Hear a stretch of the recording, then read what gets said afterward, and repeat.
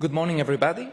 My name is Nicola Farronato. I'm the co-founder and CEO of Bismarck Limited.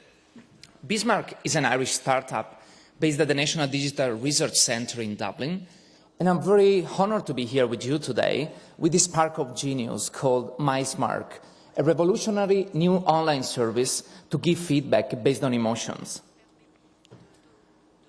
With MySmark, we want to solve the so-called feedback paradox. In other words, feedback is very important nowadays, both for consumers who really want to express themselves and for businesses who really want to gauge the market reaction to their products, brands, and services. Market feedback today is generating big data. That's one of the hot items in the agendas internationally today. And these big data still are quite poor in quality and quite low in accuracy. But more, they are low in consumer engagement. So the consumer is really not engaged with the feedback process and the feedback experience. In other words, what does that mean? If I say something is good or bad, and you say something is good or bad, we are apparently saying the same things, especially if it's a matter of a click. But it's not necessarily there because we are diverse. With MySmark, we want to solve this problem, redesigning the feedback experience and augmenting it with the concept of smart mark. A smart allows you to do three things: tag a content emotionally, comment and give feedback, and share it with others. We have started from research, adopting a very well-established psychological model based on the theory of emotions, and driving it down to a smart mark, by means of a mathematical model we have developed, able to derive it and bring it down to even a single click. MySmark is introducing a brand new user experience in terms of feedback. It's very simple, in fact, to sign into our service, create your emotional profile, personalizing and giving accurate information about the 33 different tags of the emotional vocabulary, then use it the same as a widget to go around your experiences, tag content emotionally, give feedback, and decide to share it across your social networks. At the business perspective, MySmark is adding a brand new layer of information, which is very useful to distill big data for businesses.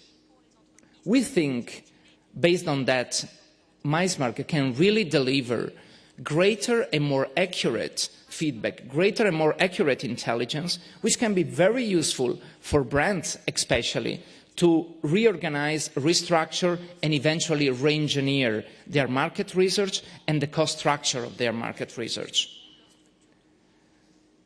Our main challenge, as the main challenge of many digital startups, is, in a way, winning the conversion play. The conversion play is basically the capability of achieving a big target group, a big user space, and converting them to active users, so to continuous users over time of your service, like an app. So today with you, I would be very interested to share, especially with Ilya's experience, some good tips about that. I'll be fully available, of course, for more information later on this session, and I thank you very much for your attention.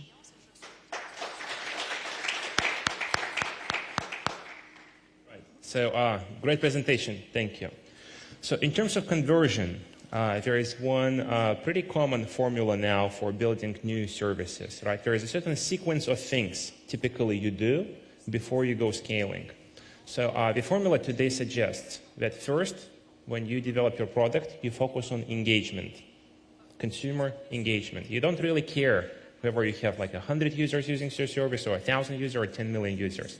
Because if you don't focus on engagement first and try to scale on a product which has not been polished yet, you lose money on marketing. So typically, again, in Silicon Valley, if you build a new product, you don't care about scaling until you reach relatively good engagement. So there are different examples. Apparently, different services require different, say, metrics and measures. And so for a web application, engagement once a day is a good measure. For Facebook or a social network, maybe not, because actually Facebook is at 10 times a day on average. You check your Facebook for 5 minutes consequently and so on. So there are different ways to measure that. But first, spend 80% of your effort on working out the engagement. The second in that formula is conversion. Yes, so would you allow a question on this? Yes. How did you do this user engagement when you were starting GetJar? How did you sense it coming? Because that was a company ahead of its time. Yeah, well, sometimes you do a lot of things intuitively, and sometimes it just happens, even before you try to optimize for that. So our very early service was offering mobile applications as beta versions to consumers. That was the very, very first beginning of GetJar, because we were developing games ourselves, and testing across all the hundreds of phones was a very big challenge to us. So what we decided is we would want to crowdsource beta testing to the community. Idea was when we have a beta, we put it on the site, we allow anybody having a mobile phone to download it, and basically come back to us with a small report whether it's working or not. But specifically to us, engagement came from a very unexpected part, say, of the service, is that we didn't really realize that consumers are really willing to use half-baked applications pretty heavily. So that was a surprise to us. So they would download a beta, they would send us a report, but they would actually use it because these are playable games or some interesting applications and so on. So to us, it didn't really happen unexpectedly, and I couldn't really say that we put some scientific thinking behind what we're building. So what I'm telling now actually learned later from my interactions with a lot of our partner developers, say Silicon Valley peers and so on. But again, anyway, put it simple way, unless you have engagement, marketing or scaling is a waste of money totally, period. The second thing is conversion. Conversion meaning that, say, for every service, you have to basically take a random user, sometimes just right on the street, and to explain the user that he actually needs that application or that service, and make him an active user. And this is a direct correlation of the complexity of the service. So something simple, like a game, it's enough to just display a screenshot, and consumer will say, well, that's a game. Okay, so he immediately gets. So if he likes that concept, if he likes that game, it's easy for a consumer to pick it, download it, and use it. Now, that is not the case with most of the innovative services, such as yours, right? You just show this psychological graph on the street to a person. At the desk, he will be lost a little bit, like, what does it all mean, right? So typically, the term that you're using to measure conversion is called the entry barrier, right? So how much effort does a consumer need to really understand what your service is about? The bad news is that consumers today are spoiled. Spoiled in a way that they don't spend a lot of effort trying to figure out what's there. So even if you're presented with a service that, say, after grasping which they would have used it for maybe years, but it takes 15 seconds to understand what the service is about, typically they won't even bother. So say today's rule of thumb, unless your service can be understood by the user in 5 seconds, that's extremely short period of time, you will have challenges marketing the service because you will have a lot of time and effort. You will present yourself, consumer will see it, but will not have clue what it's about and will leave, even though it doesn't mean that he's not interested in your product. So after you've done engagement, again, remember, first consumers, you can technically spend infinite amount of money getting them.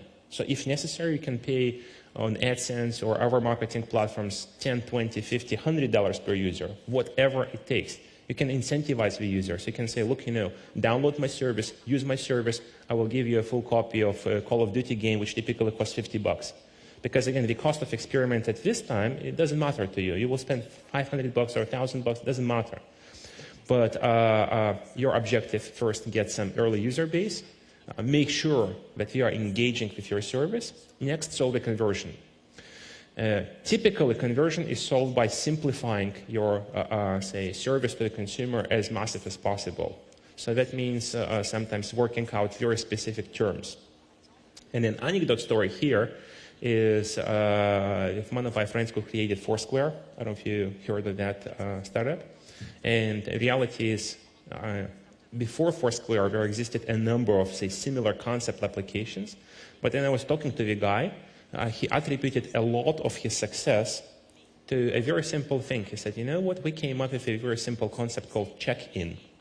One word tells a lot to the consumer. Before that, other startups were saying, hey, you know, why don't you register with that place, right? Register with that place, like, you know, to do what, like to sign up for an email list or something, right?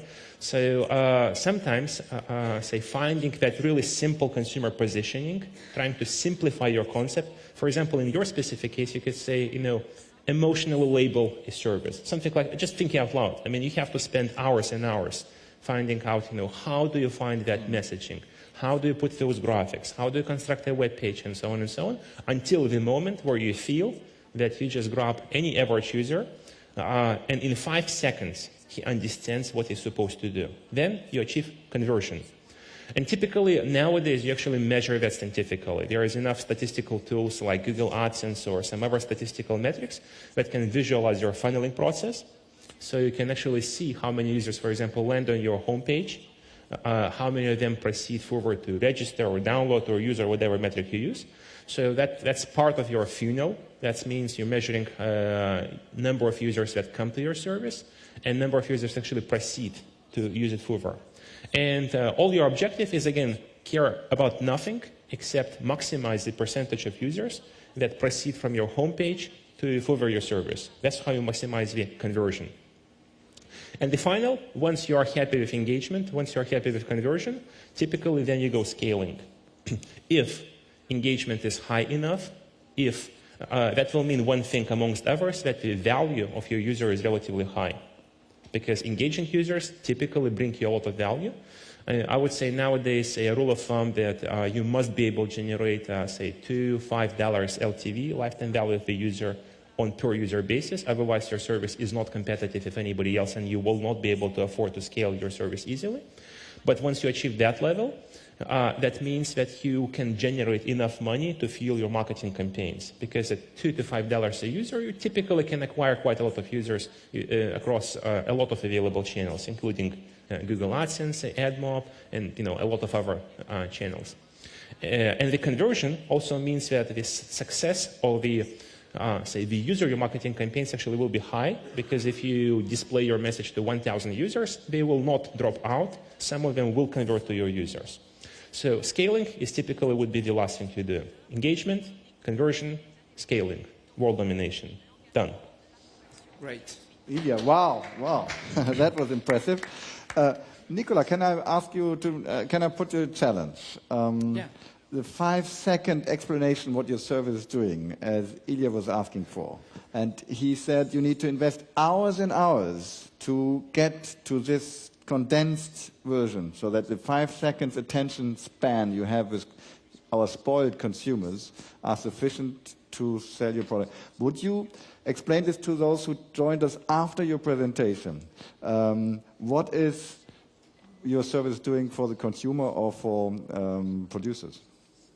So MySmark, the product we're talking about, allows you to tag a content emotionally. So tag an experience that you make, not saying just good or bad, but using a flavor based on your emotions. Because emotions matter, because we are diverse, and because there's much more to say in order to express themselves. Very clear. Thanks a lot. Thank Super. you. We come back to that company and your... It sounded like Pavarotti to me, actually, to your comments, after we have heard all 4 entrepreneurs here.